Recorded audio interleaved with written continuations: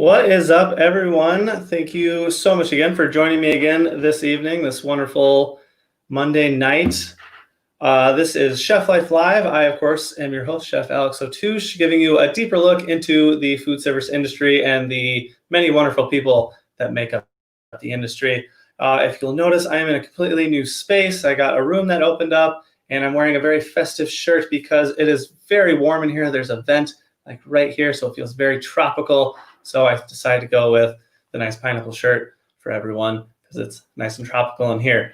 We're going to have a really good show for you tonight. My guest is a good friend of mine who I met working at North Pond. Her name is Karen. She's been in the industry on and off for about 15 years. She moved to Chicago 11 years ago, and in 2013, she became a bartender at Little Goat Diner, which I also worked. We did not cross paths then because I was not in Chicago, but she knew from that point that this could be somewhat of a passion of hers. She went from Little Goat to a few other places, moving up in management, eventually being a general manager at LSD's upcoming restaurant, Lonesome Rose, which is a really awesome restaurant. If you've never been, you should check it out. And from there, she knew that she wanted to pursue a career in fine dining, and that's when she landed at North Pond, and that is where I had the good fortune of meeting her. So I'm going to bring her on now, and we're going to get to know her just a little bit better. Hello, Karen. Hello. How are you this fine evening? I'm great. How are you? Good. I'm doing pretty well. Toasty, like I mentioned before, because it's already quite warm in here. That's why I have this nice frosty beverage to keep me cool also. Yeah, I think we need to preface, I don't like to just dress up as, the same as the interviewer, but for the same reason, I'm also in a room that is really, really hot. And yeah, it just felt right to, wear a tiki shirt. Yeah, absolutely. Hashtag twinsies. So I mentioned before, you've been in the industry for on and off for about 15 years, right? Yes. Very cool. And you got a job when you moved to Chicago, but you have previous restaurant experience before that, correct? Yes. So Okay. before I moved to Chicago, I did kind of seasonal work where I bartended up on Mackinac Island in Michigan. And I did that in the summertime, and then lived in Naples, Florida in the winter, and just kind of did that back and forth seasonal bartending work just to, make some cash. And then when I moved to Chicago, I actually started off as a nanny. A lot of my friends called me the nanny bartender because I was doing both. But I actually nannied for a family for about 5 years, for the first 5 years when I first moved here. Okay. Very cool. And so that means you're not originally from Chicago then? No, I am from St. Joe, Michigan. Very cool. That's right. You're from I keep Bridgman, forgetting right? that. I am from Bridgman. That's right. We're practically neighbors. That's funny. Our high schools were rivals, probably. I don't know. We were in different conferences. We were rivals for swimming. So okay. I was on the swim team. So actually technically then you were a rival because that was like the big one, St. Joe. I actually stole a swim cap from St. Joe during a meet one time. I still have it. It's like in my closet right now. It's like my little keepsake from St. Joseph. But do you have like a collection of swim caps from different schools? I don't. We actually, the swim team, I think my senior year, we had a little thing where we were trying to steal something from like every team that we competed against, whatever it was, because every team had like some kind of like memento or some kind of weird thing. I don't remember what school it was, but somebody had like an ironing board that was all painted, a mini one, and we kept trying to steal it. We never got it, but I don't remember what team had it, but it was kind of funny. I like that. So also, with now living in Chicago and being from St. Joe, is Chicago one of your favorite cities, or do you have like a favorite city other than Chicago? I love Chicago. I think the only thing about Chicago that I don't enjoy is, what everyone says, the winter is brutal. I love this city. I love New York, and I really, really love Vegas. Yeah, I'm sure. I've heard great things about. I've actually never been to Vegas or New York, which is kind of sad. It's so much fun. I mean, I also like to gamble. But yeah, right before, like during quarantine, actually, we were supposed to go on a trip for a friend's 40th birthday in Vegas, and everything got canceled and stuff. But it's definitely one of my favorite cities, and they're great restaurants, and the buffets are, they're no joke out there. I'm sure. Yeah. I mean, I've heard a lot of great things about the food out in Vegas. So one day after all this craziness is over, I'll get there eventually. But well, what are some of your favorite foods now? What are some good things you've eaten lately?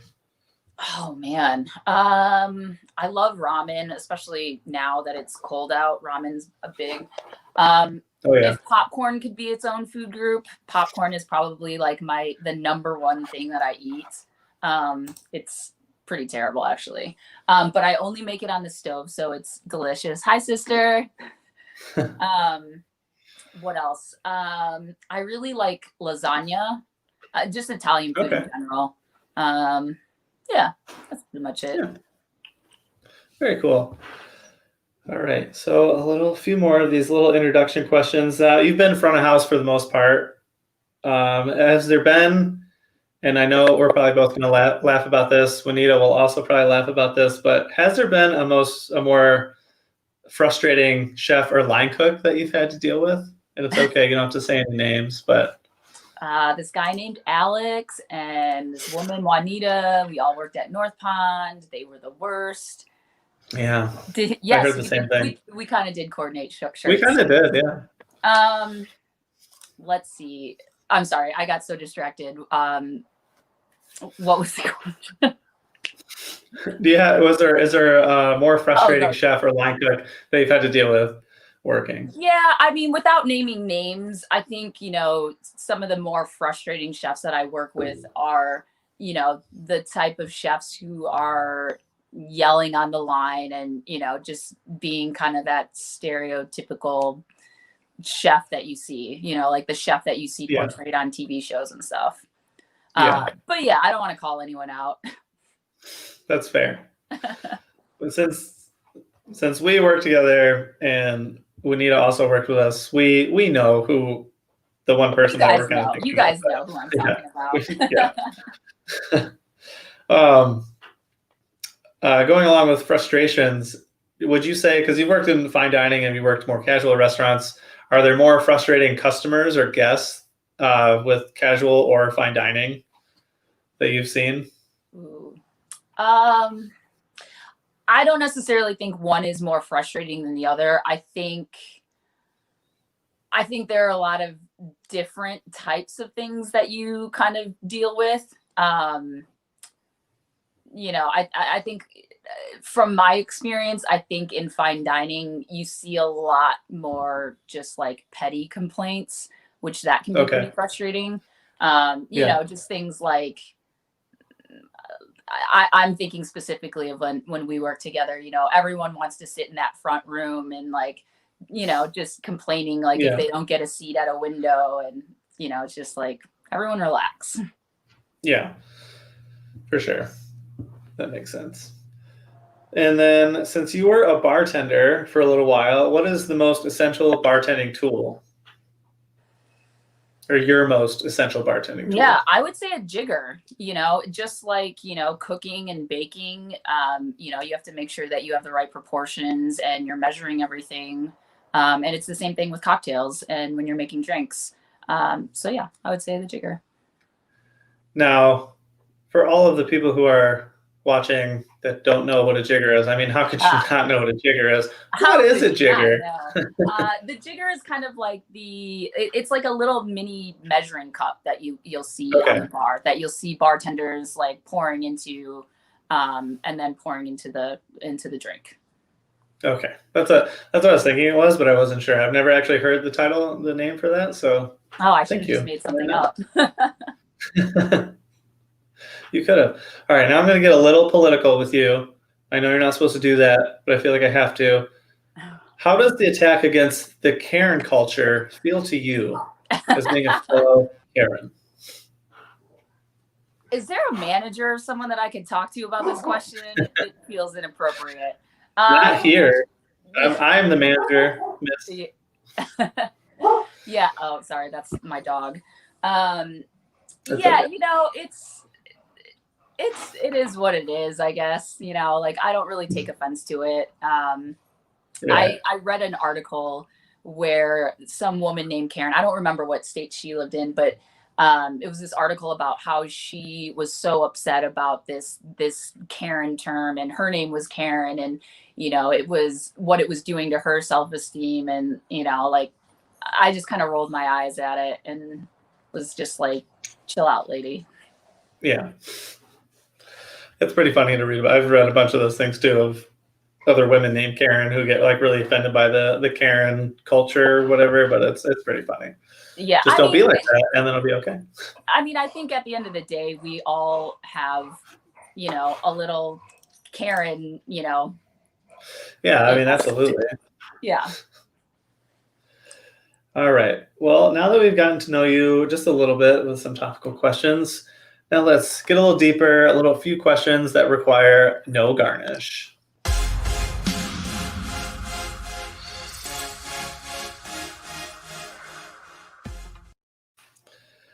All right, Miss Karen, what did you do before moving to Chicago and getting a job as a bartender? I know you mentioned working in like Mackinac Island and everything, but what were you doing like right before you decided to move to Chicago?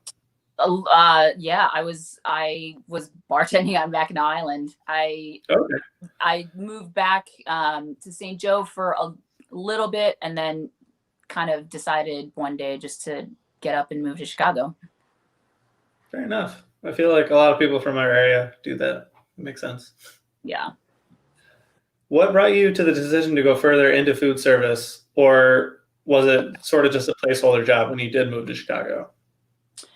Um, you know, it wasn't really until I started working at Little Goat where I kind of saw just like how, you know, just kind of like how cool it was to be in the restaurant industry. You know, Stephanie's such a big name, you know, and seeing people kind of day in and day out um, coming to visit her restaurant and like dying to try the food and stuff like that, that it was kind of the first time that I had been exposed to kind of like that aspect of restaurants. And it really appealed to me. And, you know, moving into management, you know, I kind of went in that direction because I wanted to go deeper into like what it would be like to own my own restaurant one day, which we'll see may still happen. But yeah, that was kind of the reason why I wanted to do that. Was I knew that this was something that I wanted to do um, full time, permanently, and this was the industry that I want to be in. So it was just, you know, getting more experience. Yeah, for sure. Do you have any advice for budding bartenders who want to get into the industry? Drink a lot. No.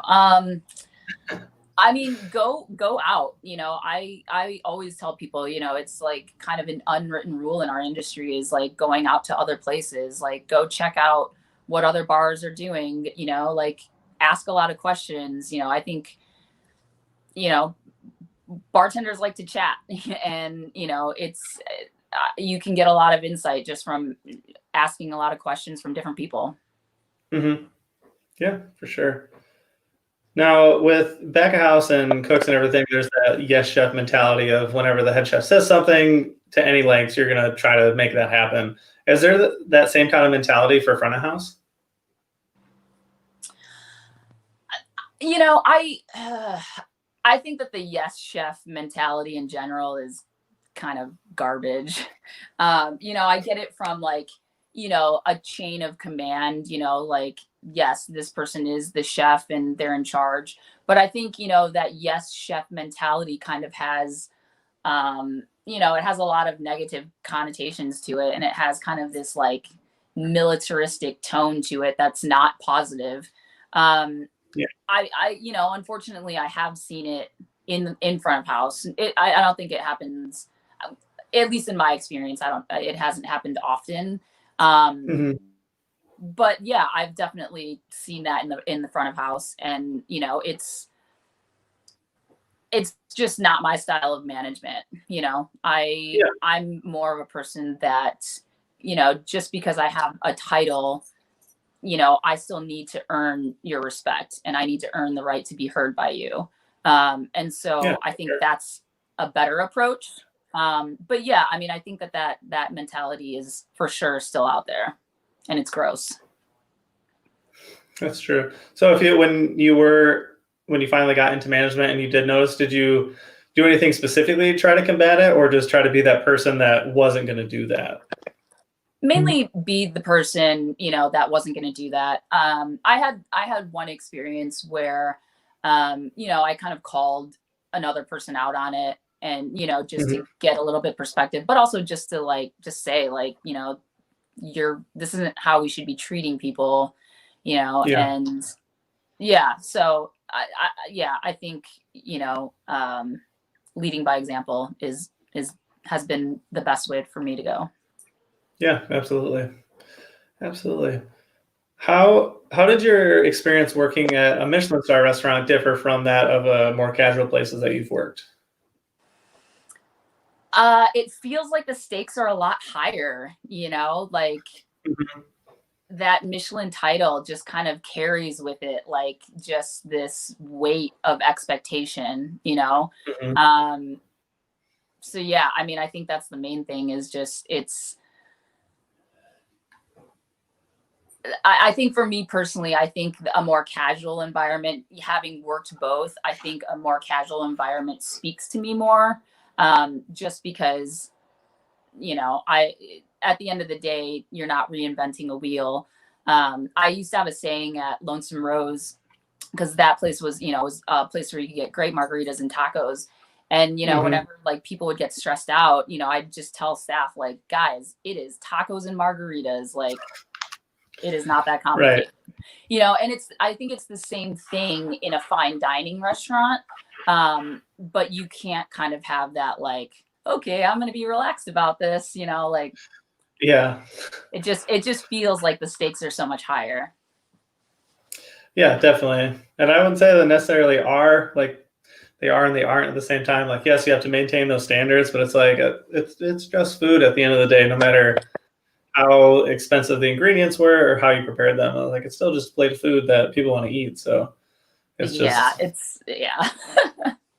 yeah. I mean, it's tough. Of course, you want to. I There's those chefs that want to reach those levels of excellence, but Yeah, and I think in fine dining restaurants too, I think that a lot of people that come in, they all think that they're experts on food, and it's mhm, and at the end of the day, it's like you don't know anything.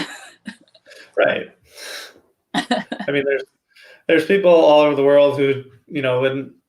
Or I think it was on the latest Chef's Table season. They had a woman in Mexico who's just made tacos like in her village. That was it, and they Yeah. were like phenomenal tacos. Yeah. I But think the saying at North Pond that I always had with servers, what like instead of "Hey guys, it's tacos and margaritas," I think it was I would always say it's just foie and bubbles, everybody. Foie gras and right, bubbles. yeah, that's accurate. Yeah, for sure. Words to live So by. those words to live by. Fun bubbles. So, do you follow the Michelin Guide or any other like rating systems? Yeah, I mean, I think I do just because this is the industry that I'm in. Mhm. I like the Bib Gourmand as well. But Right. I mean, by no means is it. It's not like the Bible of like where to go on restaurants, in my opinion. If Yeah. I'm Yeah, for traveling sure. to a new city, if I have friends that live there, I always ask people like, where do you like to go eat? I just think Yeah, that that's for a sure. it's a better gauge. Yeah, for sure. And for anyone listening who doesn't know what a bib gourmand is, it's for restaurants who don't necessarily make the qualifications for getting that first Michelin star, but the Michelin Guide still recognizes that they're doing something awesome, so they give them the bib gourmand instead of a star. But it's still really good. If a restaurant has bib gourmand, you know it's going to be really solid. So Yeah, I mean, and that's not to knock. It's not to knock. I think that it's great. I think that there are yeah, a lot of people that it does have a strong following, and to them, it is kind of the end all be all. yeah, And I think restaurants that get those Michelin stars, they have a lot to be proud of. Mm-hmm. I do apologize for other people listening. Juanita, Karen, and myself have little inside jokes for North Pond, and I don't know this Juanita. I don't know her. Yeah, we don't know who that is. Addison is saying that price point is also an influence for Bib Gourmand and Michelin stars and everything. So a Bib Gourmand you might find to be a little more affordable than something with Michelin stars as well. So thank you, Addison, for pointing that out. Karen, what do you think the effects of like these different rating systems are on chefs and restaurants? I mean, it just adds a layer of pressure, you know. I mean, you read about some chefs who like they see getting like a star as like a burden, because it's like all of a sudden it's like all these people are going to flood into your restaurant, and you know, is it still going to be as good? So it just adds a layer of pressure that doesn't really need to be there. That is true. I would agree with that. Yeah, I mean, you know, as back of house, you know. Yeah. I mean, totally. I've been in restaurants where it kind of depends. Like I've worked in 3 stars, 2 stars, and 1 stars, and I worked at Little Goat Diner as well, which doesn't have any stars or anything like that. But like the pressure, depending on like who the chef is, I think the chef really sets the tone for the pressure. For sure. To know, like, look, it's just okay. Like, yeah, we have a star, but we just want to make good food, and that's what I really liked about working with Stephanie. And like Little Go, it's like, yeah, it's just diner food, but it's still, the pressure was there to make sure it was absolutely excellent. So it's just it just depends on the chef's mentality and what they really want to accomplish. So that the Parathas burrito at Little Goat Diner is one of the best things ever. Yeah, that's really good. We were just talking last week or something. It was like a cold morning. We're like, man, it'd just be so awesome to go get breakfast somewhere. And like, I really miss Little Goat Diner specifically for that, because they just had a really nice welcoming vibe when you went in, and the food was always on point. And so for sure. And of course, since I worked there before, they always send me a bunch of free stuff, which was always nice. We actually did recently, we did one of like her meal kits, and it was really delicious. It was like chicken thighs and roasted vegetables, but like I was really impressed kind of with the packaging and everything. And, you know, it's been really interesting seeing how restaurants are kind of adapting to 2020, you know, but I was impressed with that, where it's just kind of like, here are the instructions on how to put everything together, have at it. Mm-hmm. Yeah. Yeah, it has been really interesting to see how restaurants have adapted to the pandemic and everything, and figuring out to-go options for everyone and the meal kits and everything. It's been pretty impressive to see some restaurants really take that and fly with it. So totally, it's been pretty cool. Do you use any rating systems when you're picking new restaurants, either to dine in or possibly to work at? I'm sorry, you cut out there. What was that? Oh, I'm sorry. Do you use any rating systems when you're picking new restaurants to either dine in or work at? No, not really. I said, I kind of like more word of mouth. Yeah, you know, absolutely. Especially being in this industry, you know, like we're connected to so many different people, not just in Chicago, but, you know, you have friends in Florida, and, you know, like just past places that you've worked at, that there's just a plethora of people's opinions that I think would suit me better than, you know, checking the Michelin guide. Yeah, for sure. Absolutely. So since you did work as a bartender in front of house, you know a little bit more about the tipping situation in the United States. Like, how do you feel about the tipping culture here versus other countries that don't tip? Yeah, I mean, I think from a moral perspective, like if we could get rid of tipping get rid of tipping and pay people a decent wage, you know, that would be ideal. You know, like I think that with tipping, you know, comes this air of sexism and racism, and, you know, I just think that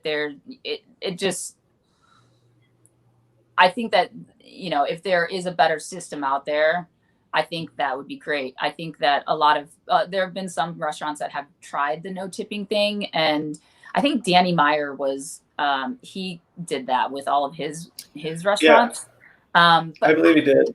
I don't know. I can't remember if it just didn't work out and they went back to tipping, or if it's what the status is. But I haven't really read of a lot of success with it. And at the end of the day, it's just, again, it's like there's something wrong with the system then if we can't pay people a decent wage. Right. But it's tough because like I don't, as a bartender, like I have benefited from tipping, but yeah, and even I think the toughest part too is just like the wage disparity between front and back of house. Because it's like everyone's putting in the hard work. Yeah,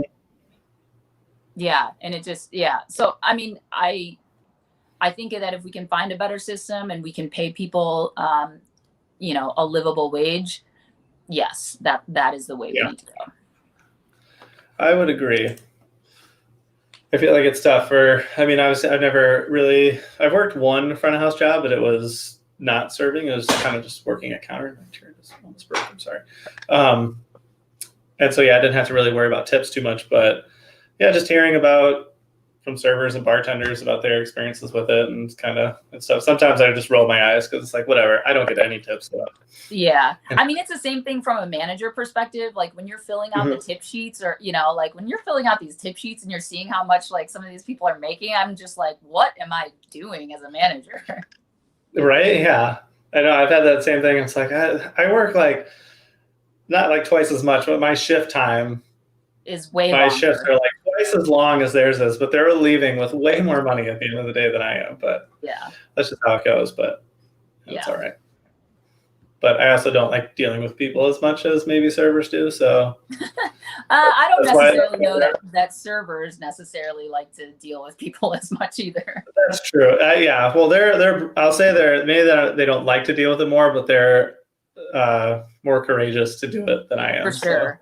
So. I think some of the best servers that I've ever worked with, like if they could have it their way, they would just not talk to people.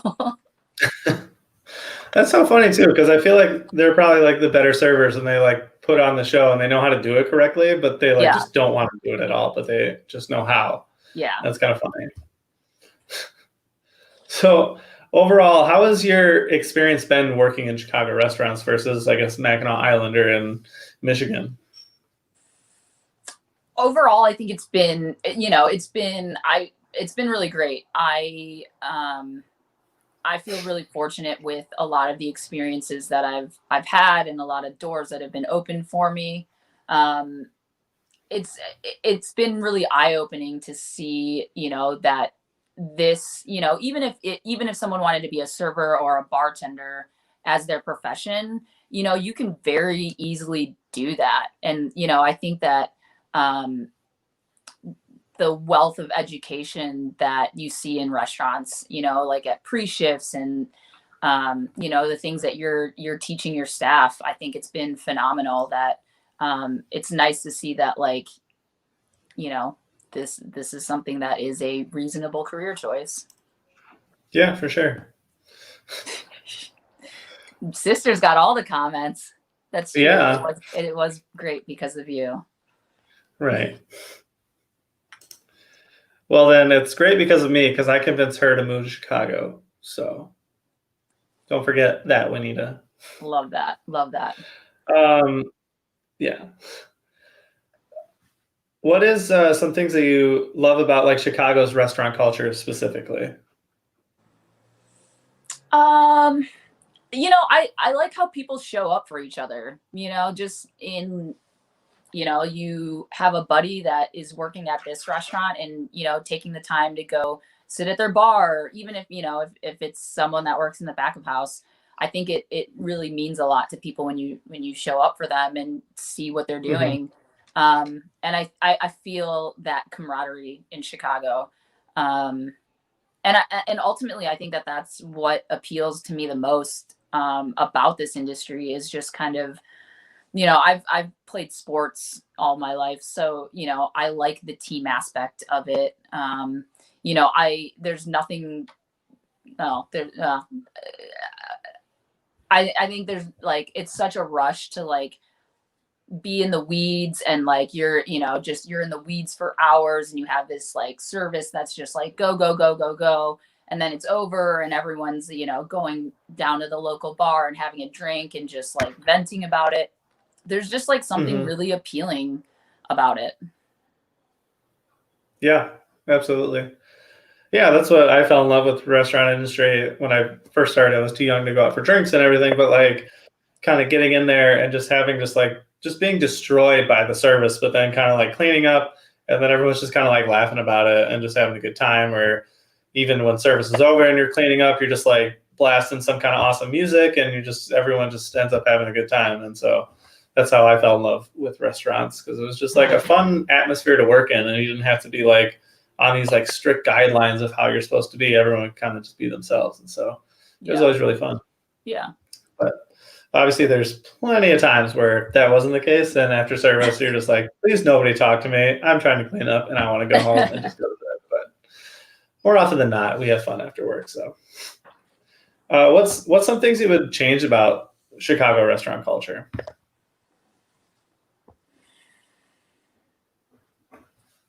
I don't know. I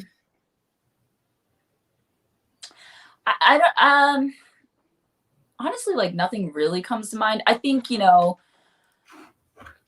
bigger picture. I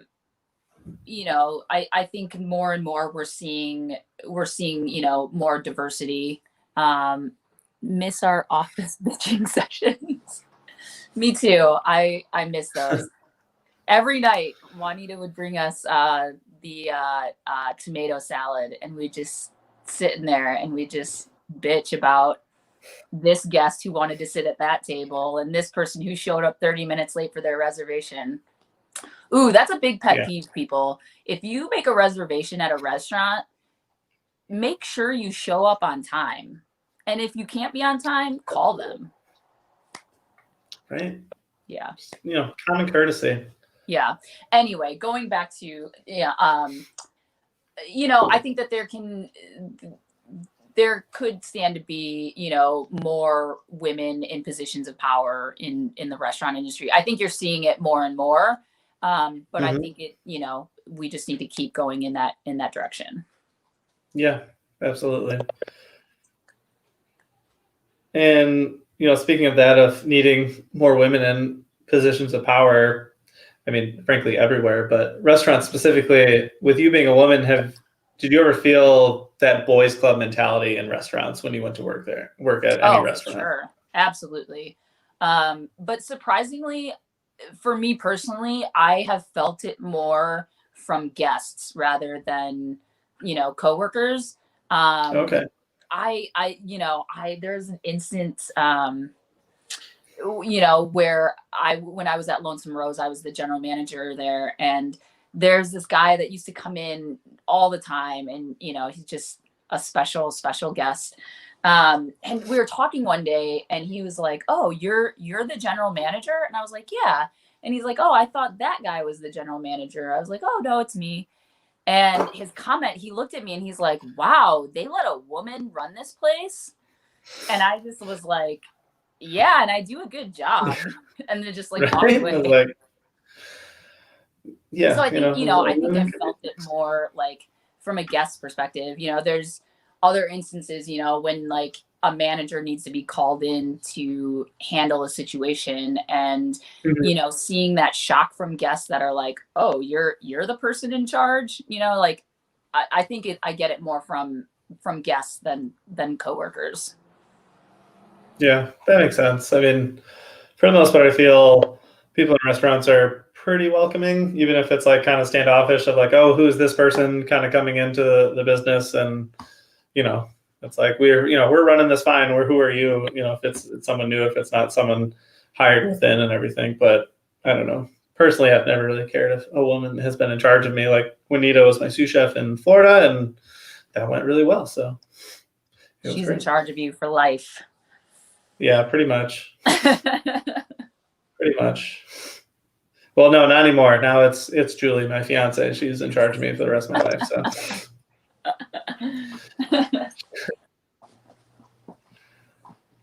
So also with being a woman in the industry, you're also a member of the, and I'm going to say this slowly so I get it right, the LGBTQIA plus community as well. Okay. Yes. Make sure that the letters change frequently and it's stressful. I hear you. I can't keep up. It's hard. I feel like we need just a solid name. It's all encompassing. No more letters, just a name. I don't know how. I'm not going to be involved in that process as a straight white male, but it's difficult. I'm trying to do my best. We're but open to suggestions. Okay. Good to know. I'm going to start brainstorming and thinking of stuff. But have you always been openly out? Is that the correct terminology? I'm sorry. No, at work? Not really. I mean, I was never really like out until I moved to Chicago. You know, being from where we're from in Michigan, small town, it just was never anything that I felt comfortable openly pursuing until I moved here. Mm-hmm. But even, when Hanako, my partner, and I first started dating, it was kind of it was around the time when I started at Little Goat. And, it took me a while to, come out and say like, oh, I have a girlfriend. And, so it took me a minute, but I would say for the time that I've had in Chicago, I've been out. Okay. Have you had any difficulties of, I guess, just working in the work environment of being queer, right? No, I mean, it's one of the other things that I think is great about Chicago is, it's so welcoming of diversity, and, you kind of meet people of all walks of life in the industry. And I think it's the one aspect in my life that where I've felt very comfortable and very open and very like loved and accepted. That's good. Yeah. I know Chicago's always been really pretty good about that for the most part.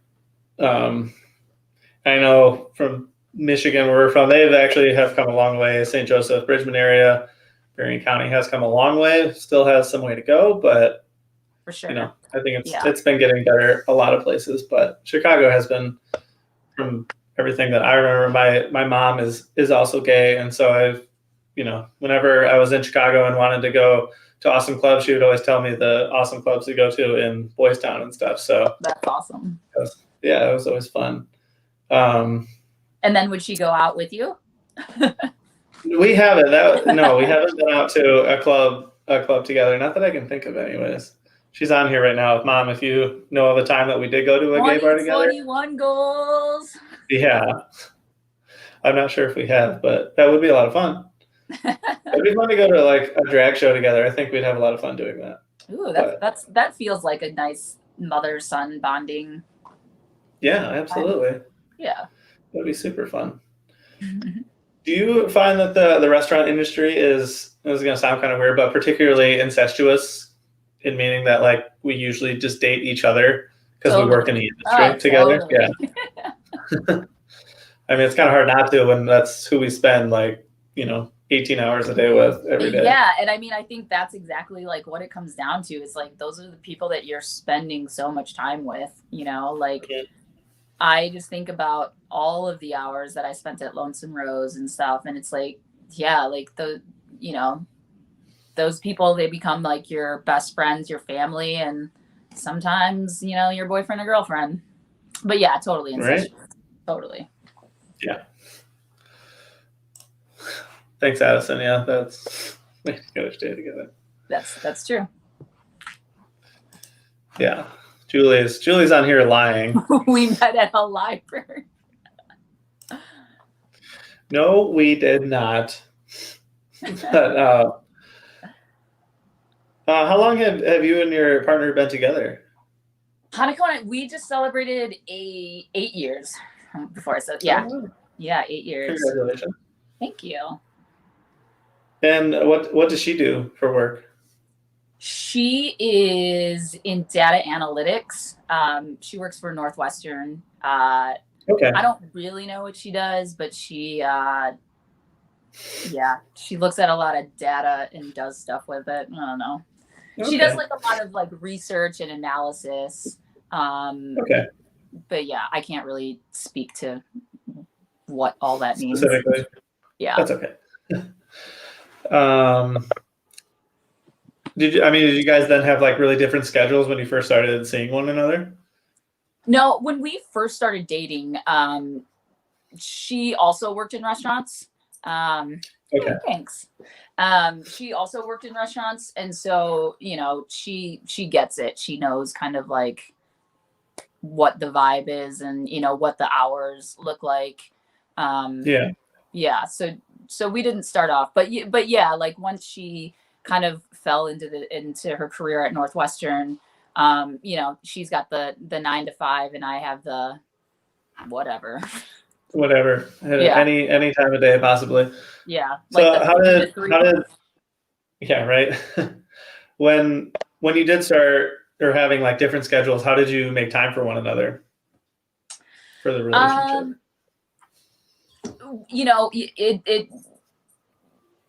I think, we would set ourselves up, for example, like at the beginning of the week, we would kind of lay out our schedules of kind of what we each had going on. Mm-hmm. Because I work a lot of nights, I tend to sleep in the morning and stuff, and then she'll go to bed early at night. So we usually make time in the morning. Like we'll do like 20 minutes in the morning where we're just like catching up with each other. And then she'll go to work and stuff. And then like another kind of like 20 minutes when I get home. But yeah, I mean, it's all about just actively committing to hang out with each other. Yeah. I like date nights were really important to us, and it's just like any relationship, it's challenging. And I found out pretty quickly, like working at Lonesome Rose and like opening a restaurant, from day one, that is one of the hardest things that I've done, in this industry. And that was a lot of hours, and it took its toll on us, but we actively like have date nights. We go to Bonnaroo every year in June. And so like having things to look forward to together helps. Mm-hmm. Yeah. Yeah, definitely. What would you say the most important thing is for industry and a non-industry relationship couple, like to keep it strong? Just like, would you say just make sure you're always making time for one another, or I guess communication probably? Yeah, I would say communication, like especially like setting expectations. I think, I'm horrible at being like, okay, I'm going to be home at 6 o'clock tonight. I'm notorious for like, all right, I'll be home at 6, and then not show up till like 10. Yeah. I think just, like setting the expectations of like what you need from each other. And just going from there. Yeah, makes sense. Do you have any words of wisdom for anyone that just wants to go in the food service industry in general? Oof. I mean, it's just one of like, get ready to hustle. Yeah, that's real. Yeah, I mean, really, that is like, make sure that education is not, it's not just one way. Don't always just expect, like your peers and your bosses to educate you, like do the work. If there are things that you don't know, figure out a way to find out those answers. I think that's the biggest thing, is like being able to go out and kind of do your own homework. Yeah, for sure. That makes sense. Good words of wisdom. All right, now that I've asked you all of the questions that you knew about, now it is time to get into the lightning round, which you have never heard these questions before. So let's get ready for the lightning round.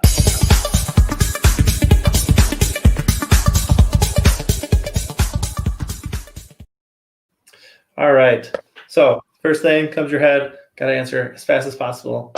Number one, if you could bring back something from your childhood, what would it be?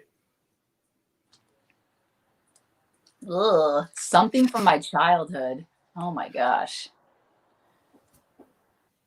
I would, this sounds really dumb. I would say like all of my NBA jerseys and starter jackets. Starter jackets. Yeah, I Love those. Those are so nice. The wind didn't stand a chance in those things. All right. Number two, what place do you wish more people knew about? Ooh. There's a place up in Lincoln Square. It's called Bistro Campagne. It's a little French restaurant that I feel like a lot of people don't know about. But they have the cutest little patio, like outdoor patio in the back, and the food is amazing. Yeah, that's a good one. I did not know about that. And are they still operating right now? They are. Do you know? Are they? Awesome. Yep. Right. Very cool. I have to check that out. All right, number three. The world has become I can never say this right. Apocalyptic wasteland. What is your preferred weapon? My preferred weapon? Ooh. Mm-hmm. I don't really know. I'm gonna say golf club, I guess, because it's really the only like weapon we have in our house. All right, that's fair. Yeah. Going with what you have. That's good. That's funny though. Hanako and I have a lot of like zombie apocalypse, like what if scenarios. Like battle plans? Yeah, for when that happens. Let's hope that doesn't happen. There's people out there like, I can't wait for the zombie apocalypse. And I'm like, why? Why do you want that to happen? 2020 is almost over. 2021, come on. Yeah. We don't need that. We don't need a zombie apocalypse after 2020. That's just too much.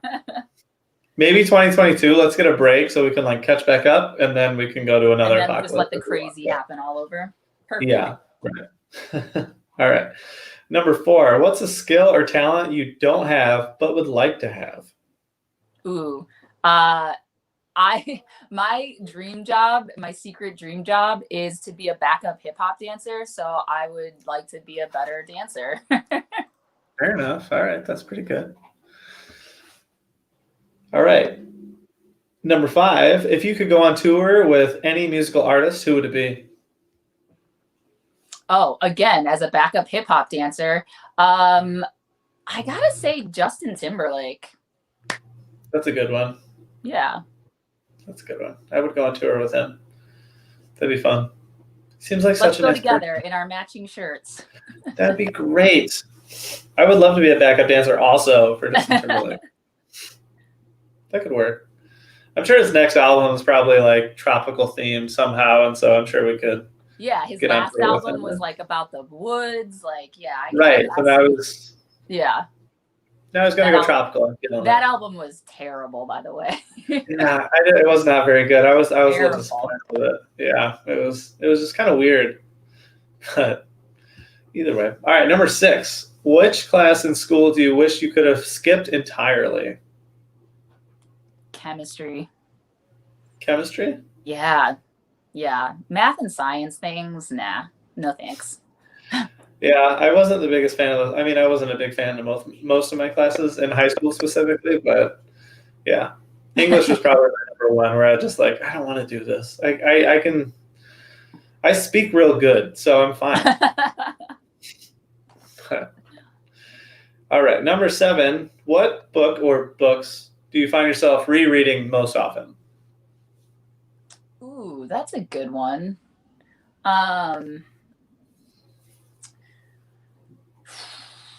I've read like some Malcolm Gladwell books a couple times. I really like his book Blink and Talking to Strangers. I think that's his most recent. I've like read those and like listened to the audiobook version as well a couple times. I'm right now I have President Obama's new book, A Promised Land, and I could see that being like something that I would read in the future. Okay. Yeah, I would like to read that as well. I haven't picked it up or anything, but I mean, I don't read many books. I do audiobooks for pretty much everything because I just can't sit down and read for a long time. Excuse me. And so I'll do audiobooks, and I hope that one's on audiobook because I would definitely like to listen to that one. But I would like it if he narrated it also. I like when the author narrates their own books. He does. Yeah, he narrates it. Yeah, Michelle Obama's book, Becoming, too. That book is great as well, and she also narrates that audiobook. Oh, that's great. Yeah. I'll have to check out both those. I have like a million books already in my library that I need to listen to, but yeah, I'll get to those. Eventually. What were you going to say then? I was going to say, I'm pretty sure that I can like if you use Audible, I think I can like lend you books that I own. I'll look into that, and if I can, really? I'll lend you them. Oh, that'd be really cool. Yeah, we'll have to do that. All right, number 8. Someone gives you $100 with the condition that you must spend it all in 15 minutes. What would you do with it? I mean, honestly, I'd probably go to a restaurant. That's fair. Yeah. Yeah, that's a good way to spend $100 for sure. In 15 minutes? Yeah, I could do that in 15 minutes. Right. Yeah. Absolutely. Yeah, that wouldn't be too unless hard. There was a casino nearby. I mean, I love gambling, so I could also do that. Or maybe I'll just duck into an alley and just throw some dice with some random people. Right, just start a clickety-clack. Sorry, I shouldn't reference that. It's from Chappelle's show, and we're supposed to be boycotting Chappelle's show right now. I don't know if you've heard. I haven't. But Dave Chappelle has asked everyone to ban or to boycott Chappelle's show currently. Great. Okay. He's got reasons for it. I won't go into why, but he has a video on it, but you can watch it. But either way. Okay. All right. Number 9. What is one thing you always have to have with you at work?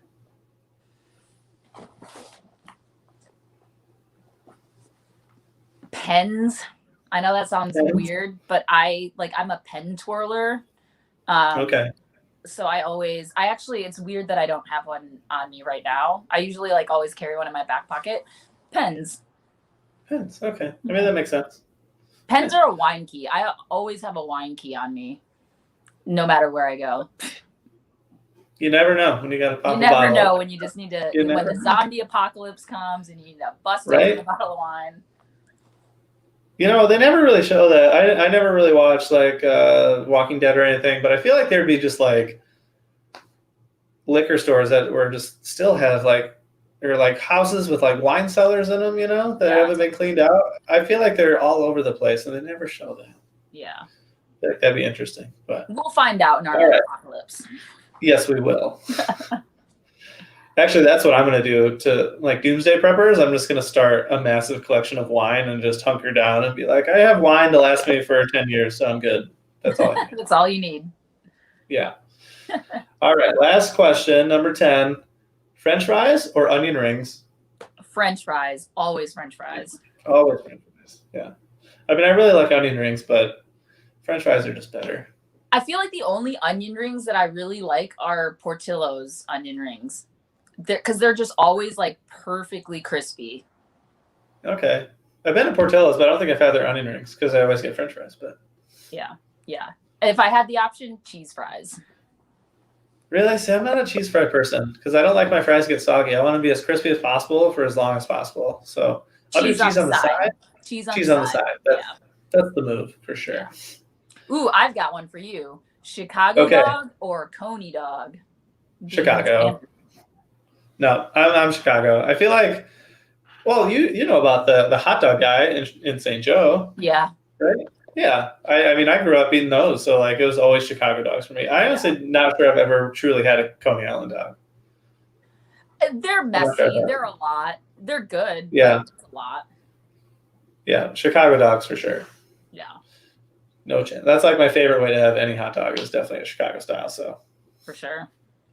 that's the way to go. But all right. Well, Karen, that is all the questions I have for you. But thank you so much for joining me tonight, joining all of us. And thank you everyone out there for watching. Is there anything else you'd like to add, Karen? Anyone watching? Any extra questions you have for Karen while we're still here? No? Anybody? Sister, you got any questions? Yeah, anybody? Yeah. Awesome. Well, thank you for having me. Yeah, of course. This was a lot of fun. And we get to catch up sometime, whenever you would stop by to get food from Juanita and stuff. So she'd make you pot pies. How were those pot pies? Those pot pies were so good. Like Hanako could not stop talking about the pot pies. It was pretty amazing. And then we ended up having that tomato soup. I think we just had the tomato soup a few days ago, and that too was delicious. We haven't eaten ours yet. It's still hanging out, but we will eat it soon. Yeah. But now that we know that it's really good, we definitely have to dig into it. But all right. Well, thank you so much again for joining me tonight. I really appreciate it. And everyone watching, thank you so much. Be sure to hit that like button, the heart button, share this with anyone you know. Subscribe to my YouTube channel for awesome cooking instructional videos and vlogs about my awesome daily life as being a chef. Maybe not currently being a chef, but I'm a chef at heart always. But yeah, thank you guys so much for watching, and I hope everyone out there has a really great night and had a great Thanksgiving. And I will see you next week, chefs. Have a good night. Guys. See ya.